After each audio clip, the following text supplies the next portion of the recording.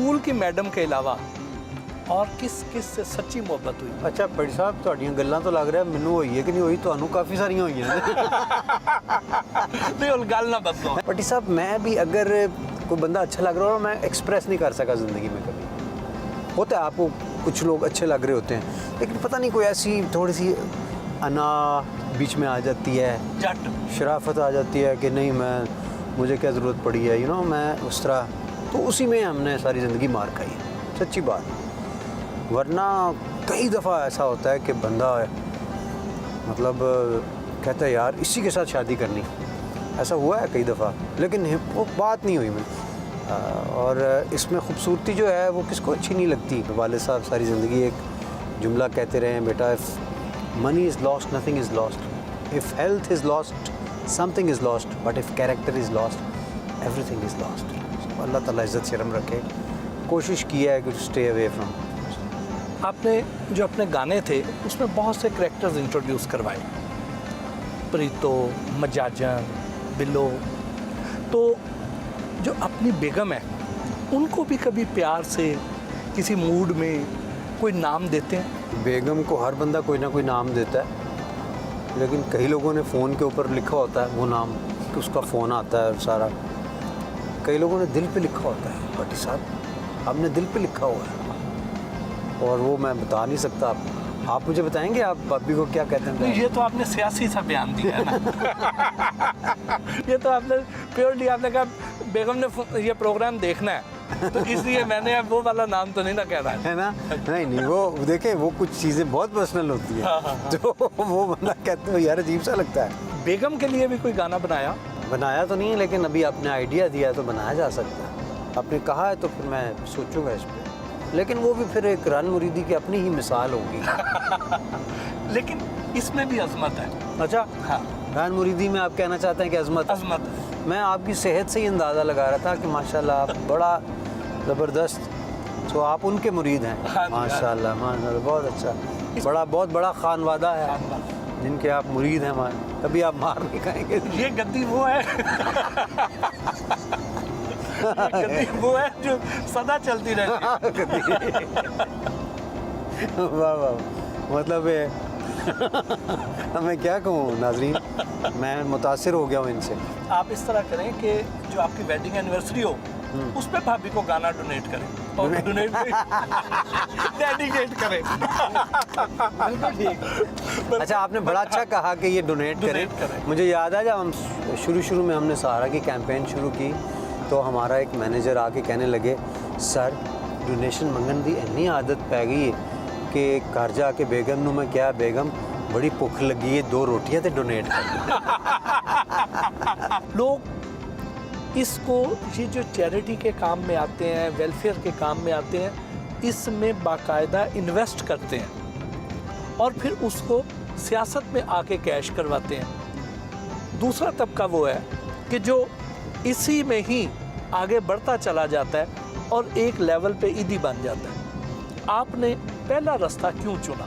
लेकिन एक बात ज़हन में रखें, सोशल वर्क से लिमिटेड तब्दीली तो आप ला सकते हैं, लेकिन बड़े पैमाने पे तब्दीली अनफॉर्चुनेटली या फॉर्चुनेटली सियासत में आए बगैर नहीं लाई जा सकती। अबरार साहब PTI में कई गुलकार शामिल हैं, तो क्या इमरान खान साहब को भी म्यूज़िक से कुछ लगाव है? हाँ बिल्कुल है, और वो बड़े हसास हैं इस मामले में। और नुसरत फ़तेह अली खान साहब उनके फेवरेट गुलकार थे और आपको पता ही है कि उन्होंने फंड रेजिंग में उनकी बड़ी सपोर्ट की और मेरा उनको रंग बड़ा पसंद है और अक्सर धरने में फरमाइश किया करते थे।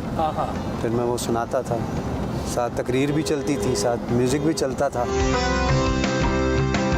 हमने अबरारुल हक के हमरा सोगरा शफी मेडिकल कॉम्प्लेक्स नारोवाल का दौरा किया, जिसमें अबरार ने मुस्तहिक मरीजों को मिलने वाले इलाज और तिब्बी सहूलियात के अलावा हॉस्पिटल के दीगर इंतज़ामी उमूर का जायज़ा भी लिया।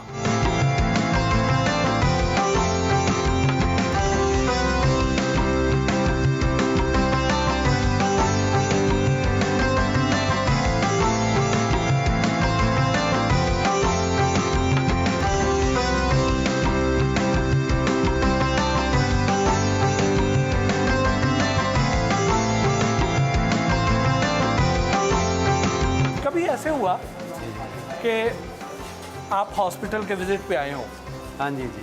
और जो पेशेंट्स यहाँ पे एडमिट हैं आप उनकी इयादत कर रहे हैं हाँ और वो आपको पहचान के वो कहें कि अबरार साहब कोई गाना तो सुना दें।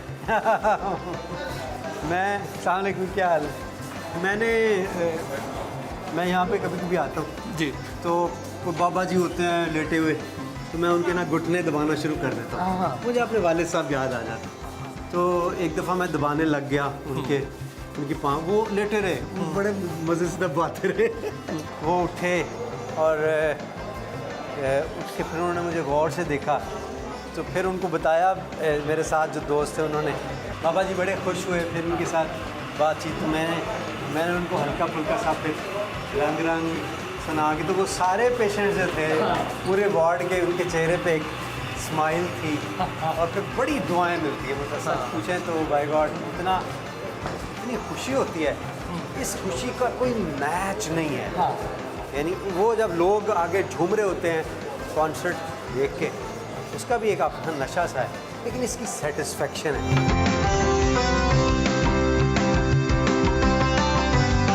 अबरार के संग सहारा मेडिकल कॉलेज भी गए, जहां अबरार के बड़े भाई इसरारुल हक ने हमें नारोवाल जैसे रिमोट एरिया में बनने वाले मेडिकल कॉलेज में तलबा को मिलने वाली जदीद तदरीसी सहूलियात के बारे में बताया।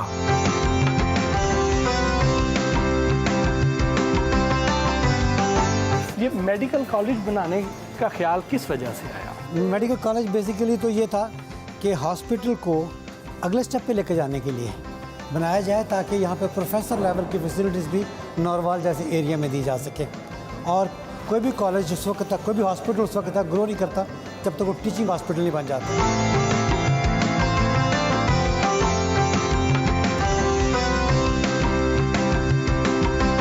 अबरार हमें अपने हलके में वाक़े डेरे पर भी लेकर गए, जहां उन्होंने पार्टी कारकुनान और अपने वोटर से मुलाकात के बाद खिताब भी किया। नहमदुहु व नसल्ली अला रसूलिल करीम, अम्मा बाद, फ़ौज़ बिल्लाहि मिनश शैतानिर रजीम, बिस्मिल्लाहिर रहमानिर रहीम। चावल तो अच्छा है ही नारोवाल का, लेकिन अल्लाह ताला ने जो कमाल इस खित्ते को दिया है वो ज़हनी काबिलियत है, लेकिन बदकिस्मती से उसका वो इस्तेमाल जो होना चाहिए था वो ना हो सका।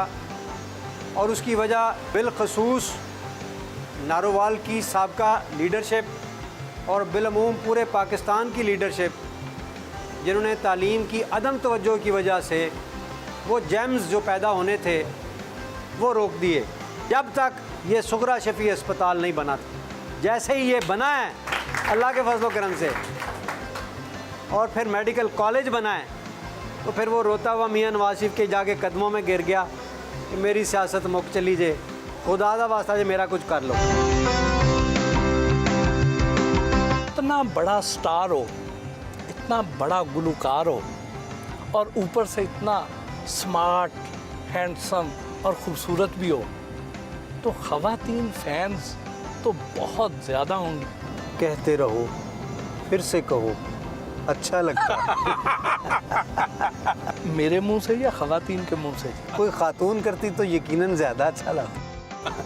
कभी कोई ऐसी फ़ैन मिली, उसने कहा हो कि मैंने शादी करनी है तो अबरारुल हक से ही करनी है, नहीं तो मैंने खुदकुशी कर लेनी है? हाँ, शुरू में ऐसी क्रेज़ी फैंस होती थी। कभी कभार अब भी फ़ोन आ जाते हैं। जैसे एक फ़ैन का फ़ोन आया, बच्ची थी बेचारी छोटी, तो कहती है मैंने ना आपसे शादी करनी थी। उसकी अम्मी ने भी पहले बात की मेरे से, फिर उसके मामू ने भी बात की, फिर उसने बात, कहती है मैं आपकी जब शादी हुई थी मैं बहुत रोई थी, मैंने आपके साथ शादी करनी थी, मुझे आपकी बेगम ज़रा नहीं अच्छी लगती। मैंने कहा क्यों? कहती है वो बस पहले पैदा होके उन्होंने मेरा हंसता बसता घर उजाड़ दिया। मैंने उसकी बात को बड़ा एंजॉय किया। जब आपकी शादी हो गई तो कितने लोगों के दिल टूटे होंगे? मेरा नहीं ख्याल कोई ऐसा होता होगा। असल में पता क्या है, जो फ़नकार होता है ना, उसकी लोगों को उसके फ़न से प्यार होता है, तो फ़न तो अल्हम्दुलिल्लाह उसके बाद भी चलता रहता है। तो शादी से कोई ज़्यादा फ़र्क नहीं पड़ता। हाँ, ये ज़रूर है, वैलेंटाइंस डे पे पहले फ़ोन आते थे ख़वातीन के, लड़कियों के। बाद में जब मैं पॉलिटिक्स में आ गया तो फिर उसके बाद अजीब अजीब आवाज़ों के फ़ोन आना शुरू हो गए। एक बंदा कहता है अस्सलाम वालेकुम, मैं फजाल भट्टी बोल रहा, वो भी भट्टी था। लंगर के यूनियन कौंसल तो ते भाजी मैं कहना सी कि मैं 7-8 पिंडां दी पूरी कर ली यूनियन कौंसल, मैं कर ली है सारी, ते तुसी बाकी आ जाओ तो मोटा मोटा पी लीए ते नाले happy Valentine day to you. जो हो भी आपकी तरह का स्मार्ट और खूबसूरत, तो वहाँ पे तो अब आप अपनी बेगम के डर से असल बात नहीं ना बता रहे। भट्टी साहब आप मुझे असल बात बताएं, तुसी मेरा मजाक तो नहीं ना उड़ा रहे? सीरियस होना तुसी। अबरार भाई, आपने इतने शानदार गाने आपने गाए, लेकिन उसके साथ साथ आप ये भी कहते हैं कि ये म्यूज़िक झूठा है। मैं तो कहता हूँ जो दिल से निकलती है ना आवाज़, उसका असर होता है, और उसमें उस कैफियत को अगर आपने अल्फाज की और गाने की शक्ल दे दी है तो वो अपना इम्पैक्ट क्रिएट करेगी। वो रोने वाला गाना है, जिस तरह वो था नी मैं हासियां च यार गवाया ते होके आंचे लभदी फिरां, जिंद यार दे बूहे उते निकले ते सुरगां नू जान हड्डियां, नी मैं हासियां च यार गवाया ते होके आंचे लभदी फिरां। आपके बहुत सारे गाने आए, आपको ज़ाती तौर पे कौन सा गाना सबसे ज़्यादा पसंद है आपको? इनफैक्ट मुख्तलिफ मूड्स के गाने हैं। अगर मैं रूहानियत के मूड में हूँ तो मुझे रंग रंग जैसा गाना कोई भी नहीं लगता, तेरे रंग रंग। अगर मैं शरारती मूड में हूँ तो प्रीतो मेरे नाल ब्याह कर ले, और अगर धमाल के मूड में हूँ तो जट चढ़िया कचहरी मेरा फेवरेट है।